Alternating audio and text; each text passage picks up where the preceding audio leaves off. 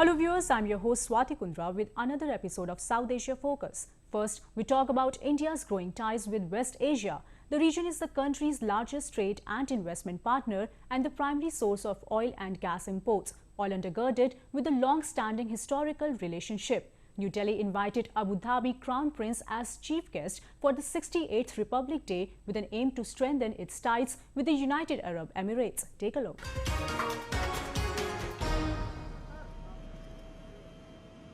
Indian Prime Minister Narendra Modi welcomed Abu Dhabi Crown Prince Mohammed bin Zayed Al Nahyan with a warm hug.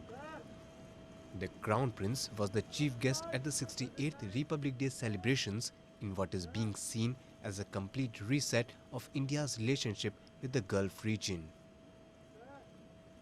Over the last 4 decades, India has figured out that its relationship with the UAE rests on 4 pillars: trade and commerce, energy security, security and defense, and welfare of its large expat community.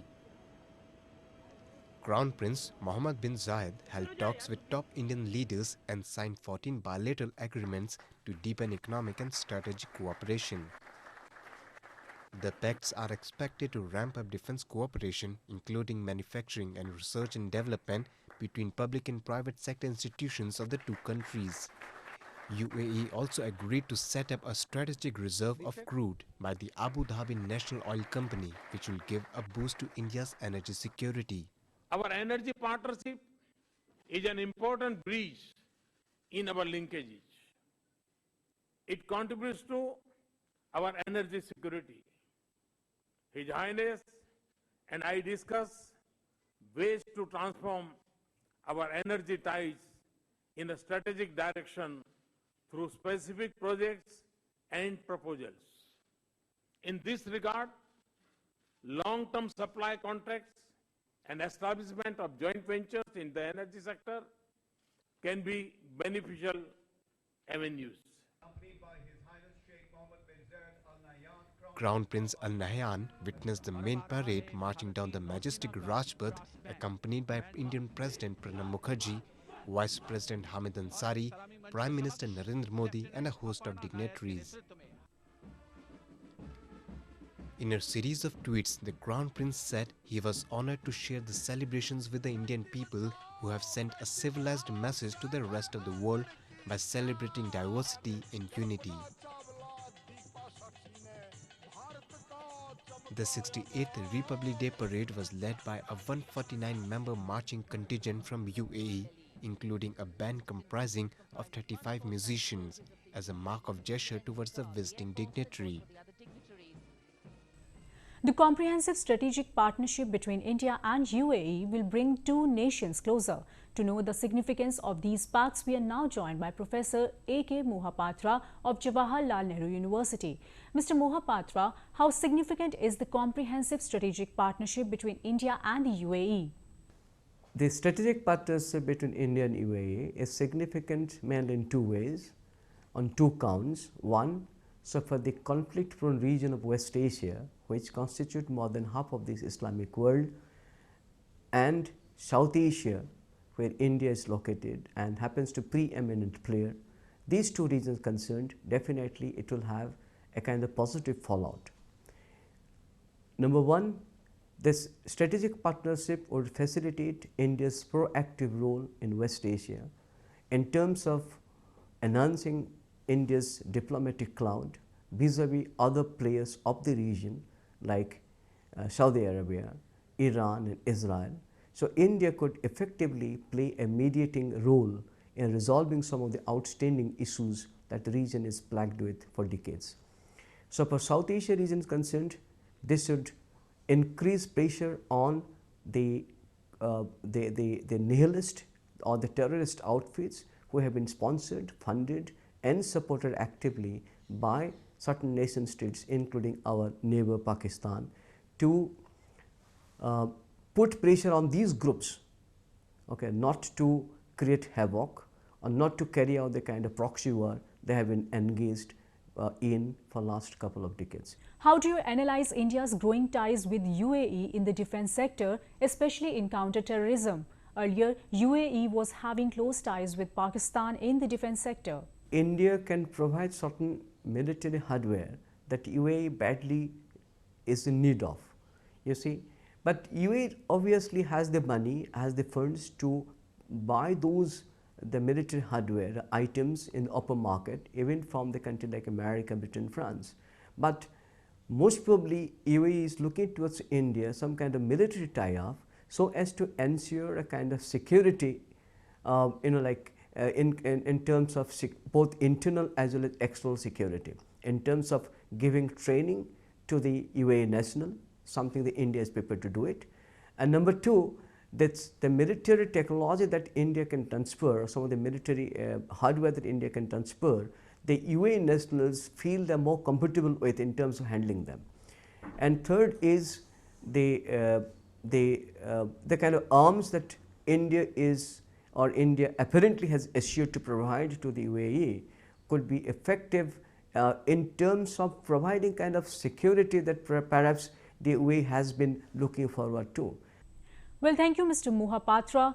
Moving on, US-led foreign troops have been fighting a war with the Taliban in Afghanistan since 2001. However, the Taliban still exists and continue to make problems for the country. With the change in the US administration, assumptions are being made that the United States may review its Afghan policy. We have a report.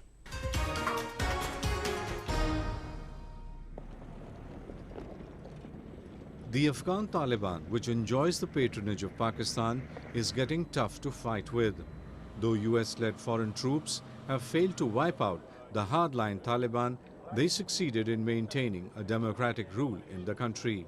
As Donald Trump takes charge as the new president of the United States, the Afghan leadership expressed hope that Washington would continue its support for Afghanistan.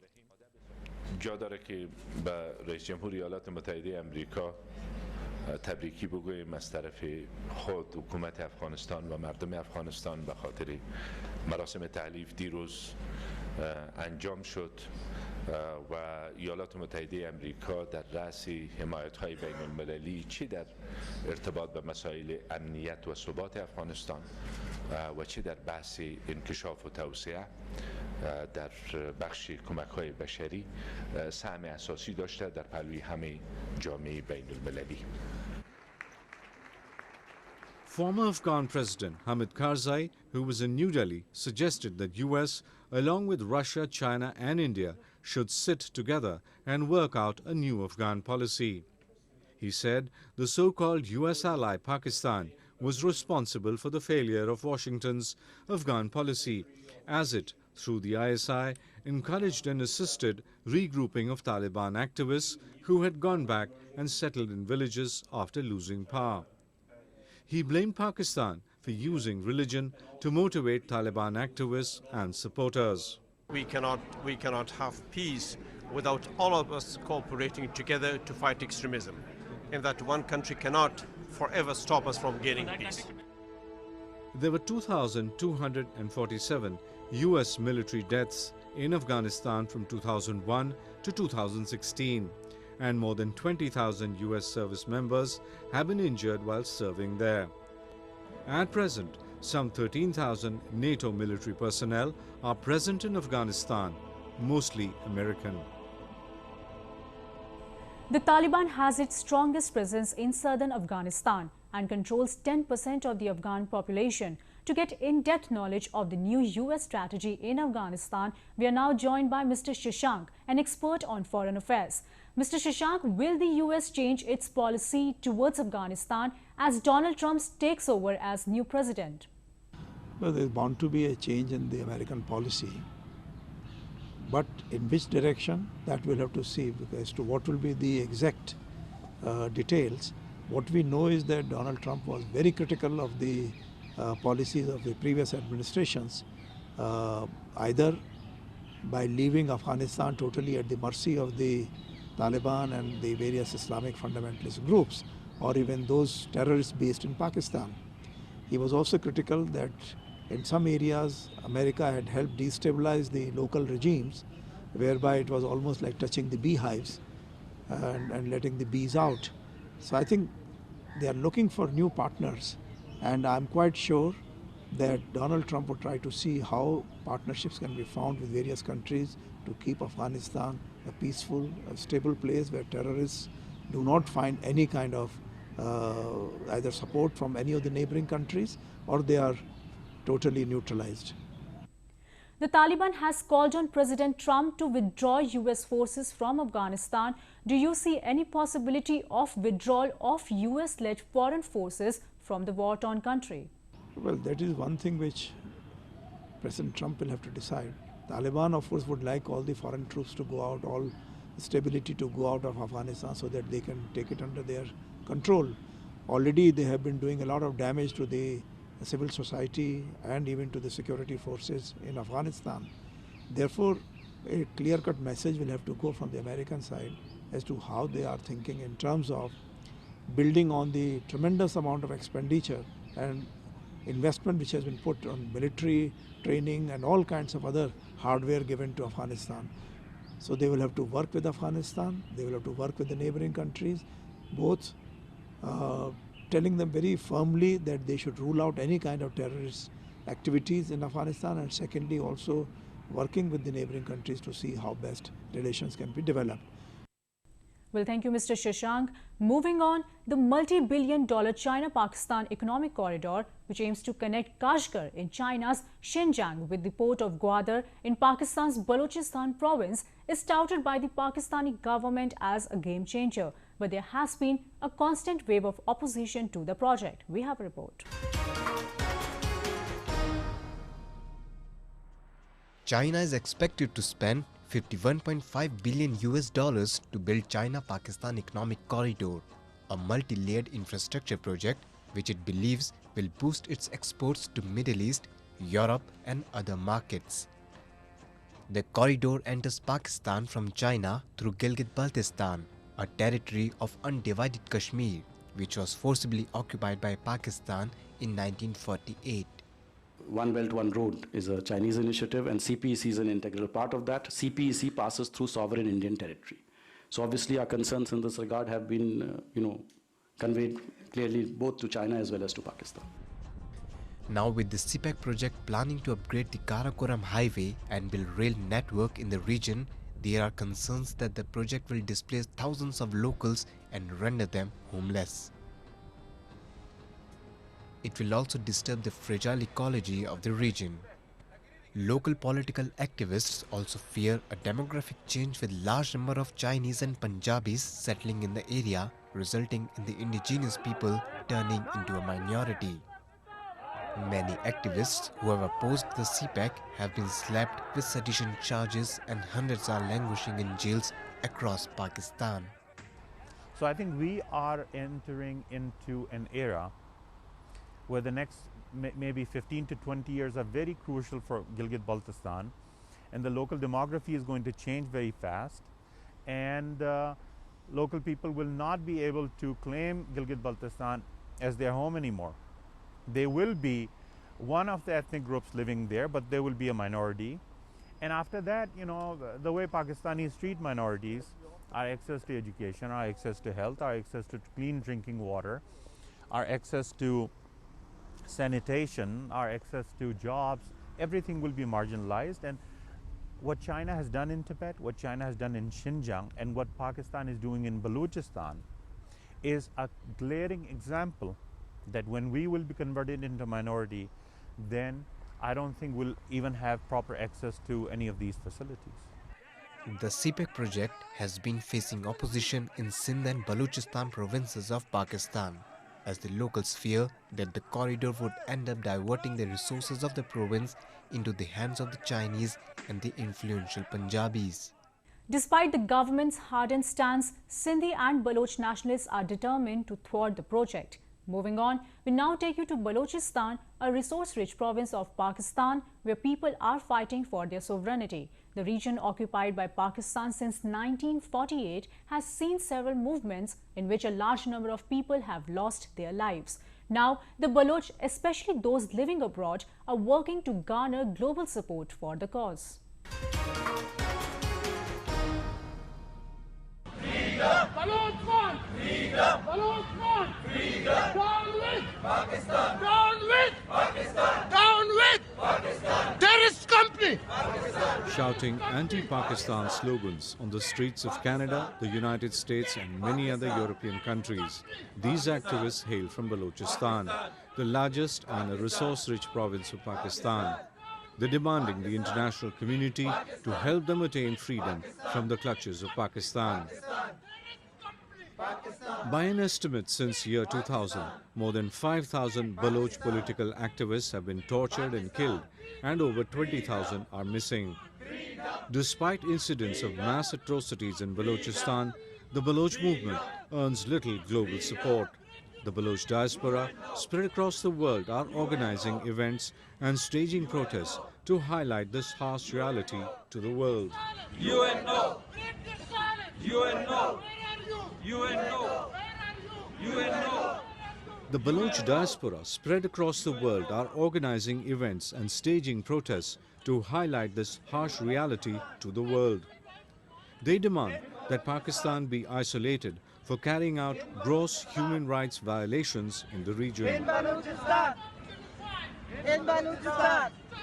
The situation is grim in Balochistan as the Pakistani army is carrying out operations in which many people, including women and children, have been killed. To speak more on why the Baloch need to spread more awareness about the reality in Balochistan, we are now joined by Abdul Nawaz Bukti from Geneva in Switzerland.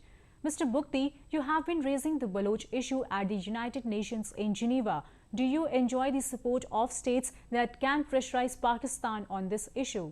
देखिए हमारा इधर जो काम करने का मकसद है वो है ज़्यादा से ज़्यादा अवेयरनेस फैलाना, क्योंकि यहाँ पर कुछ चंद सालों से हम लोग काम कर रहे हैं। उससे पहले किसी को ऐसा भी नहीं पता था कि बलूचिस्तान का नाम का कोई जगह है, उधर बलूचों के साथ इस तरह की ज़्यादतियाँ हो रही हैं।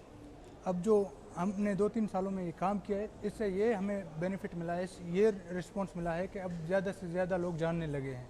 जैसे अभी बहुत रिसेंटली बहुत ही बड़ा डेवलपमेंट हुआ है जब इंडिया के मिशन ने बलूचिस्तान के मसले पर बात की, क्योंकि इससे पहले किसी ने कभी बात ही नहीं की थी। जब पाकिस्तान वाले हमें रोकते थे इंटरवेंशन करने से तो हमें रोक दिया जाता था। अभी ऐसा नहीं है, अभी बहुत से लोग जानते हैं और अभी ये फ़ायदा है कि हमें उम्मीद है कि आने वाले दिनों में बहुत से कंट्रीज़ बोलेंगी और खुलकर बलूचिस्तान की हिमायत में ह्यूमन राइट्स वायलेशन के खिलाफ आवाज़ उठाएंगी। What kind of action you expect from other states to take on Pakistan? जो जंग है उससे किसी को नहीं फ़ायदा होने वाला, और हमारा जो मकसद है, जो बलूच रिपब्लिकन पार्टी का जो मैनिफेस्टो है वो यही है कि बलूचिस्तान के मसले को पीसफुली हल किया जाए। और हम जब इंडिया से मदद मांगते हैं, जब इंटरनेशनल कम्युनिटी से मदद मांगते हैं, तो हम ये नहीं कहते भाई पाकिस्तान पर हमला कर दो या इस तरह का कोई सिचुएशन पैदा करो। हम यही कहते हैं कि बलूच जो अपने मुल्क में रह रहे हैं उनको जो उनके हकूक़ हैं, उनकी आज़ादी है, वो उनको दिया जाए। और अगर पाकिस्तान इसके ख़िलाफ़ मतलब कार्रवाई करता है तो इंटरनेशनल कम्युनिटी को चाहिए कि वो उसको आइसोलेट करें, उसको मजबूर करें कि वो बलोचों का हक दे और बलूचिस्तान से अपनी फ़ौजें निकाल दे। Many countries believe that Balochistan is Pakistan's internal issue and so they will hesitate to attack its sovereignty and territorial integrity. How do you counter this? Baloch जो शुरू से आए हैं उन पर ज़बरदस्ती से कब्ज़ा किया, ऐसा नहीं है कि उनको राय दिया गया कि आप पीसफुली पाकिस्तान को ज्वाइन करें। कब्ज़ा भी फोर्सफुली किया गया था। उसके बाद जितने भी मूवमेंट्स चले बलोचों के वो पीसफुल थे, पॉलिटिकल मूवमेंट थे, क्योंकि कुछ मूवमेंट तो ऐसे भी थे जो पाकिस्तान के अंदर रहकर अपने हकूक़ की बात कर रहे थे, लेकिन उनके रिस्पॉन्स में भी पाकिस्तान ने वायलेंस और फोर्स का इस्तेमाल किया, जिसके नतीजे में बहुत से ऐसे लोग भी हैं बलूचिस्तान में जो उसका जवाब फोर्स से देते हैं। क्योंकि जो बंदा वही लैंग्वेज समझता है तो उससे उसी लैंग्वेज में ही बात किया जा सकता है। लेकिन हमारे ख्याल में इस वक्त जो बैनुल-अक़वामी दुनिया है, हमारा जो मकसद है उसको पीसफुल रेजोल्यूशन के लिए आमादा किया जाए कि भाई बलूचिस्तान में जिस तरह पाकिस्तान फोर्स और वॉर क्राइम्स कमिट कर रही है उसके खिलाफ आवाज़ उठाएं और उसको रोकने में अपना किरदार अदा करें। ऐसा ना हो कि ये रीजन जो है ऐसे बॉइलिंग पॉइंट पे पहुंच जाए जिससे पूरे रीजन को खतरा हो। Well, thank you, Mr. Bukti. Moving on to Nepal, where the people in Terai region continue to protest against the government over its failure to amend the constitution as per their demands. The United Madhesi Democratic Front, an alliance of the disgruntled Madhes-based parties, has rejected the government proposal to hold local elections prior to the amendment. Take a look. The The voice of dissent is growing louder in Terai region of Nepal as ethnic people are protesting against the government over its failure to fulfill their demands. The protesters demand changes in constitutional provisions, provisional demarcation, and that the constitution be made more inclusive. सरकार इससे सचेत हो जाए और हमारी जो मांग है मधेश की जो समस्याएं हैं उस पर पूर्ण रूप से संशोधन जो प्रस्ताव आया है उसमें सहमति करके हम लोग का प्रस्ताव को समर्थन करें. The ruling alliance of Nepali Congress and Maoist Center is trying to convince the Madhesi parties to agree to hold local elections before constitutional amendment. However, the leaders of United Madhesi Democratic Front, an alliance of Madhes-based parties, has rejected the government proposal and has warned against any unilateral decision about the election date. Prime Minister Pushpa Kamal Dahal-led government has filed the amendment proposal in the parliament last year and has ever since held talk with the disgruntled parties. And we are 100% faithful that the Morcha will be unanimous and TMDP will come in the line, or my party will go in the line, or some party who are not satisfied with this bill. First we have to satisfy all of them, or we ask the government or the opposition for the amendment within amendment bills, and then we will go unanimously. Nepal has been facing political crisis since the promulgation of its new constitution in September 2015. Human rights activists and ethnic groups of the country allege it is gender discriminatory, especially with regards to citizenship provisions. Madhesi and indigenous population of the country feel that the new constitution fails to address demands of marginalized communities and supports status quo of the ruling groups. Now we take you to Bodh Gaya in India's eastern Bihar state, where thousands of devout Buddhists congregated to pray for world peace. Bodh Gaya is the most important religious sites for Buddhists, as this is where Gautama Buddha attained enlightenment.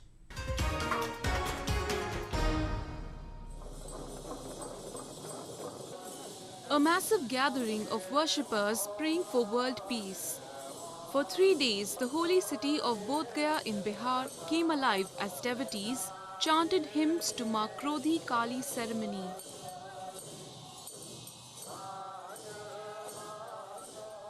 Nuns and monks dressed in their traditional Buddhist attires played a variety of musical instruments.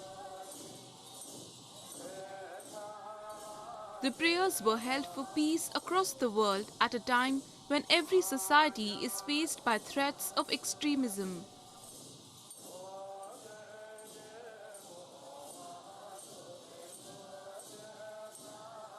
This is the 8th session of this particular prayer.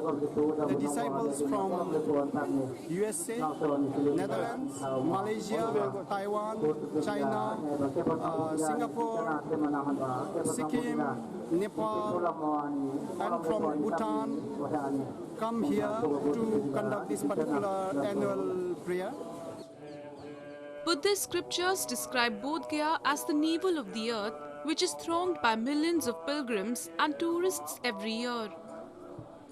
The Mahabodhi temple, which became a UNESCO World Heritage Site in 2002, is one of the 4 holy sites related to the life of Lord Buddha, others being the Lumbini, Sarnath and Kushinara. With that, we come to the end of this week's episode of South Asia Focus. I take your leave with an enthralling performance of Zora Orchestra, Afghanistan's first all-female band. See you next week. Goodbye and take care.